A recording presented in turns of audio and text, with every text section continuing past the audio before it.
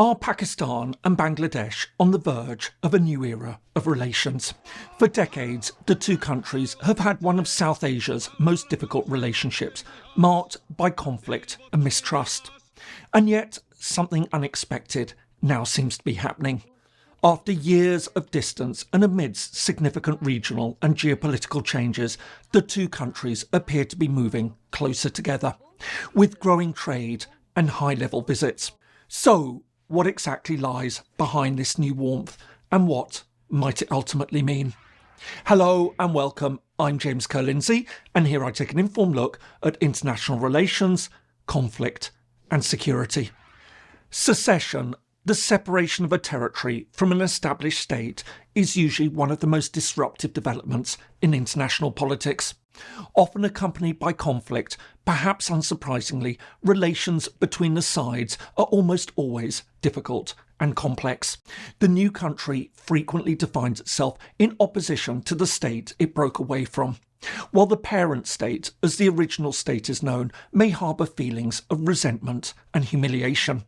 When combined with wide-scale displacement or atrocities, the legacies of the split can last for years, creating enduring diplomatic rifts. And yet, such relationships can change when political, economic or strategic circumstances change. One of the most notable examples of this is the improving ties between Pakistan and Bangladesh. Their separation in 1971 was one of the most violent and traumatic events in modern South Asian history. And yet, more than 50 years later, the two states may be on the verge of a new era of relations. Sitting at the crossroads between South Asia, the Middle East and Central Asia, the Islamic Republic of Pakistan is around 880,000 square kilometres or 340,000 square miles and is home to around 250 million people. Meanwhile, 1,600 kilometres or around 1,000 miles to its east lies the People's Republic of Bangladesh. With an approximate area of 150,000 square kilometres or 60,000 square miles, its population is around 180 million. Apart from being two of the world's largest Muslim majority nations, the two countries share a long history of British colonial rule. More importantly, for nearly 25 years, they were part of the same country, united by the idea of a single Muslim homeland in South Asia. And it's the story of the creation and subsequent collapse of this state that lies at the heart of current developments.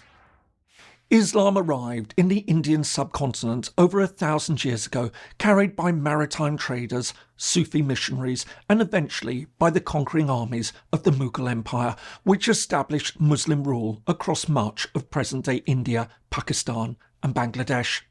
However, by the 18th century, this had begun to disintegrate, creating a power vacuum that was filled by British colonial rule.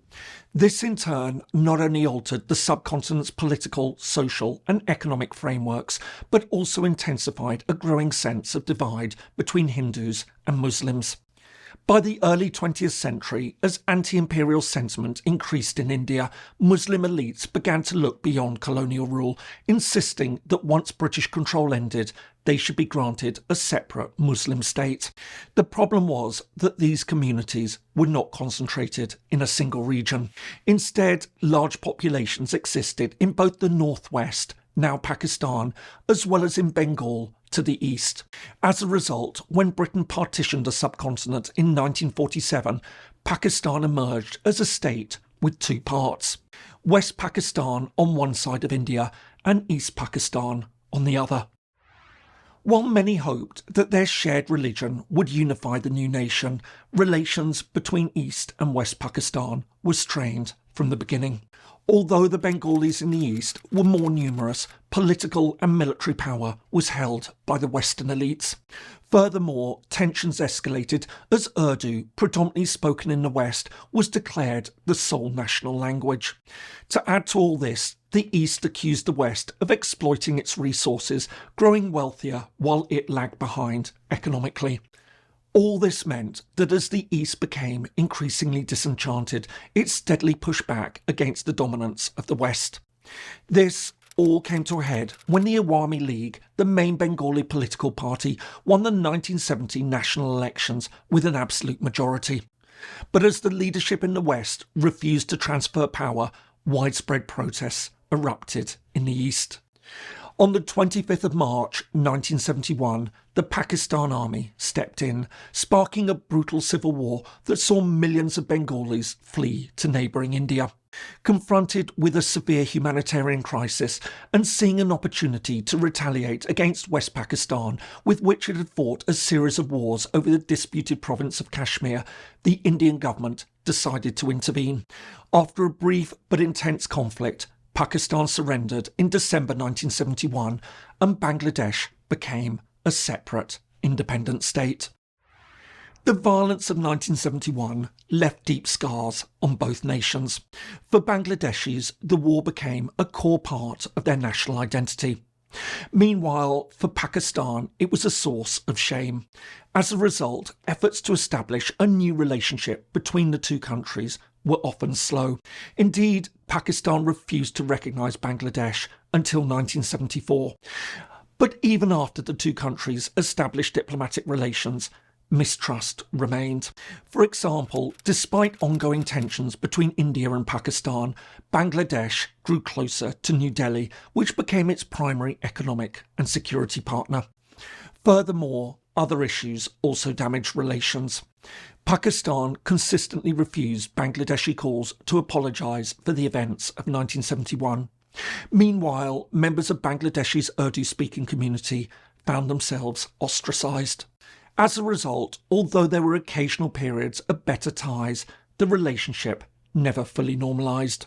Instead, for most of the past 50 years, the two countries maintained polite but distant relations, with limited economic ties and infrequent political contacts.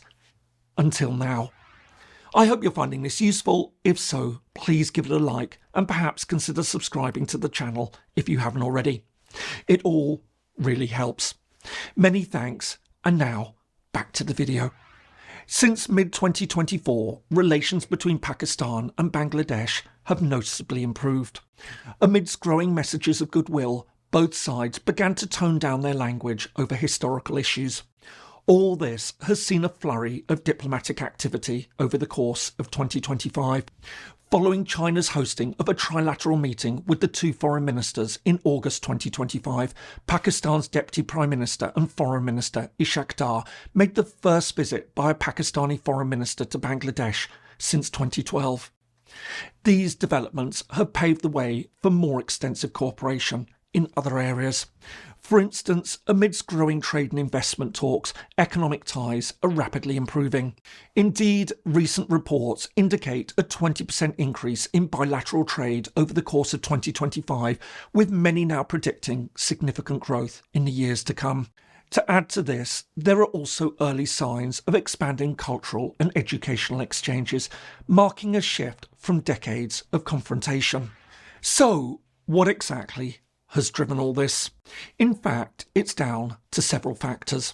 The most notable development was the fall of Bangladesh's long-serving Prime Minister Sheikh Hasina, whose Awami League government had maintained exceptionally close ties with India for over 15 years.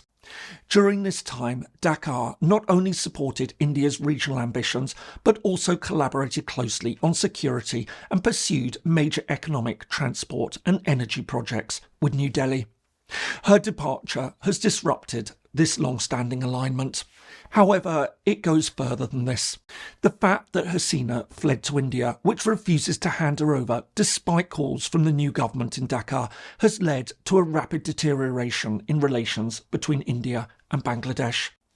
All this has in turn fueled long-standing grievances between the two countries over various other issues, including water resources, trade imbalances and border disputes.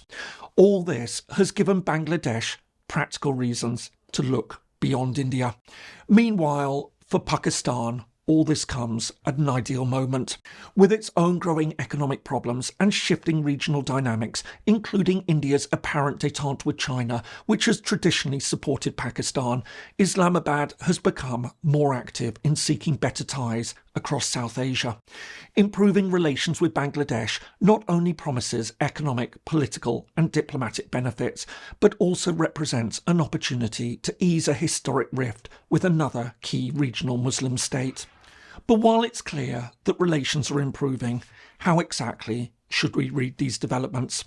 In reality, they can be interpreted in several ways. In part, it may reflect a genuine desire in both countries to move beyond decades of bitterness. More than 50 years have passed since 1971, and younger generations in both Pakistan and Bangladesh tend to prioritise practical benefits such as trade, education and mobility over old disputes. However, it also appears that the deeper driver is regional geopolitics. Bangladesh's political transition has loosened its alignment with India, creating new opportunities for diplomacy, just as Pakistan sees a chance to strengthen its position in South Asia. To add to this, China's influence in Pakistan and its growing ties with Bangladesh also create an additional external incentive for cooperation that wasn't previously present. But there's one aspect that needs to be treated with caution.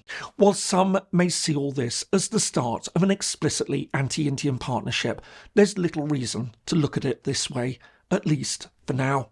Given its economic and geographic interdependence with India, and notwithstanding current tensions, Bangladesh can't afford overtly hostile relations with New Delhi. Meanwhile, facing deep internal political divisions and with severe economic problems, Pakistan's ability to provide a tempting long-term alternative to India is limited. While both countries may benefit from diversifying their relationships, neither appears either ready or able to invest in building a formal bilateral alliance against India.